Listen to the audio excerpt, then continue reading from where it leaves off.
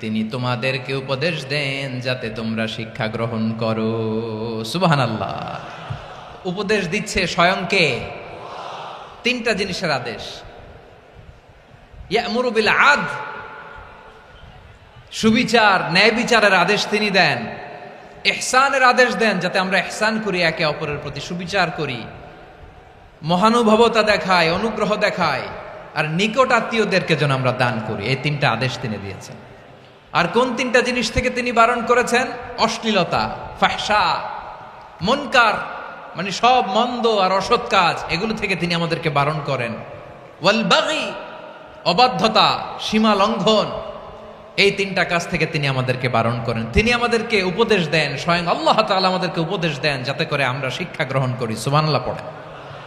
তাহলে আসুন আমরা ধরে ধরে একটা একটা করে সামনের দিকে আগাই। আল্লাহ তাআলা প্রথমে আমাদেরকে আদেশ দিয়েছেন